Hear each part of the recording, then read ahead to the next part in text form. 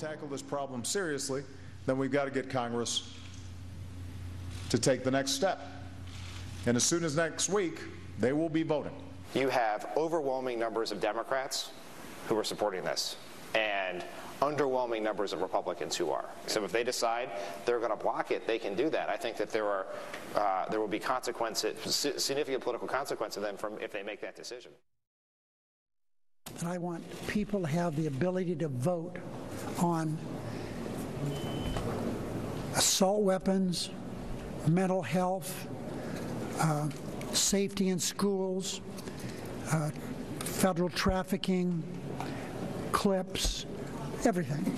But I cannot do that until I get a bill on the floor. Right now, her amendment, using the most optimistic numbers, has less than 40 votes. That's not 60.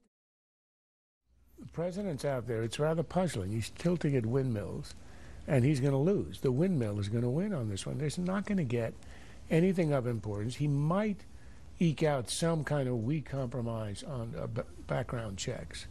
But then you got to ask yourself, why is he doing this? You hear Pfeiffer implying that, well, we're going to blame the Republicans if this doesn't pass, as if that's somehow going to be a political success for them. Yes, the national polls show a shift, at least a temporary shift after Newtown. But that's not where elections are won and lost. They are won in the states. They are won in the districts. And the fact that there's so many Senate Democrats who are scared to vote on this, who don't want to see it come on the floor, and that's why Harry Reid is so insistent on trying to protect them, tells you that in the states that matter, the swing states, the red states where Democrats have prevailed in the Senate races, they are afraid they're going to lose. So as a political issue, it's a loser. I don't quite understand, other than to credit Obama for some rare sincerity that this is something he believes in after Newtown. There's only one other theory. It's the same kind of folly that Bush engaged in, the younger Bush, to the beginning of his second term in trying to push reform in Social Security. You're reelected, you feel that you're king of the hill, you got a mandate, and if you decide you're going to do something, Social Security or gun control, you're going to get it done. This is a huge miscalculation. You've suggested, for example, on immigration, that there may be a chance that the administration wants to use that issue as a political tool to try to get seats in the House.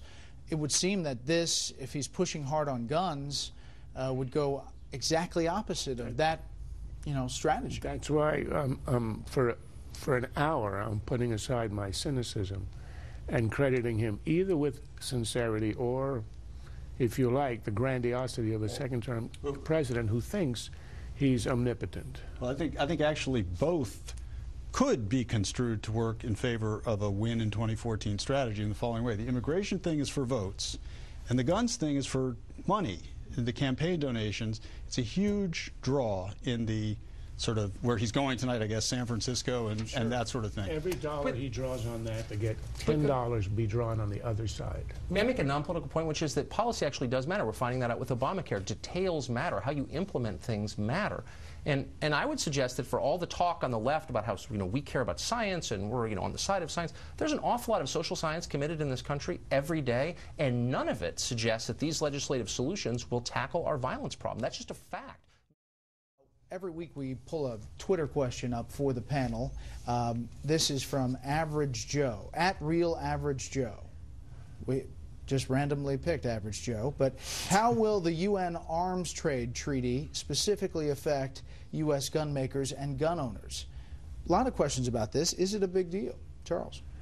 In that respect, I think not, although I respect people who think it's going to infringe on Second Amendment. I think the real issue is, number one, I would never support any treaty out of the rabble of dictators, that is the General Assembly, on principle.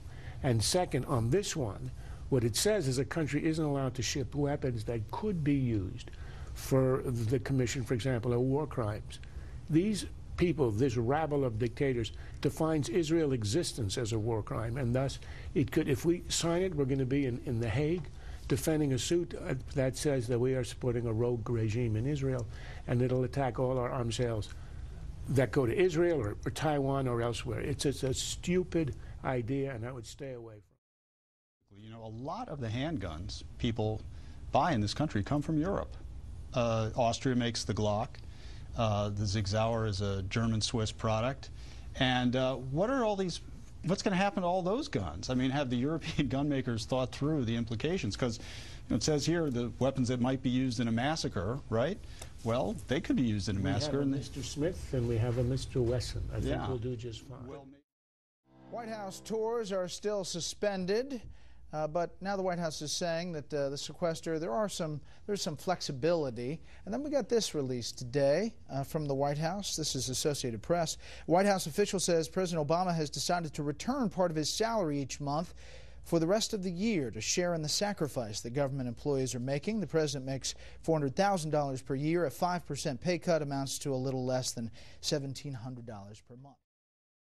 I mean, you talk about small ball.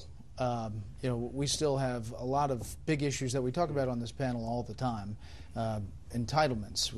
We'll get the budget supposedly next Wednesday.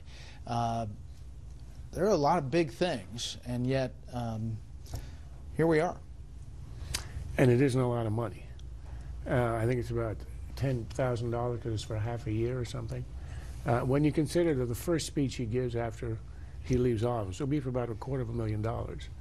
It gives you the scale. But I think it's actually a smart move. It's complete symbolism. The amount of money is ridiculous.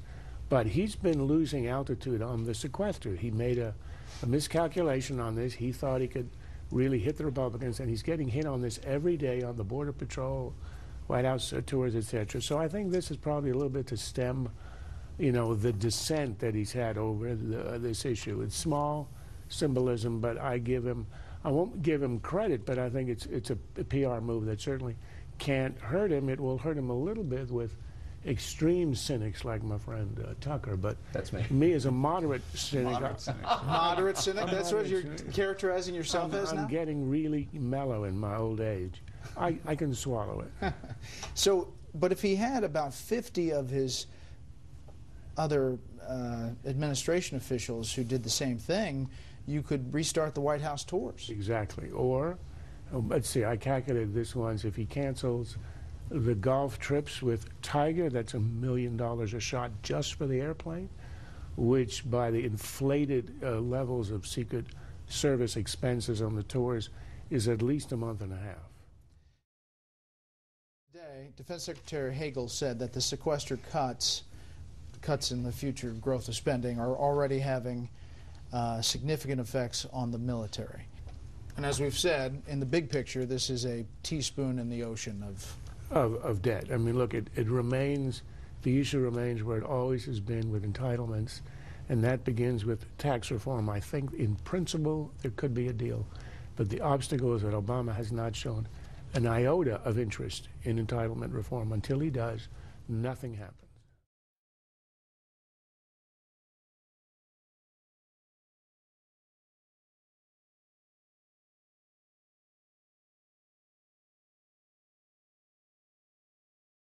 This has been a Sunfish production.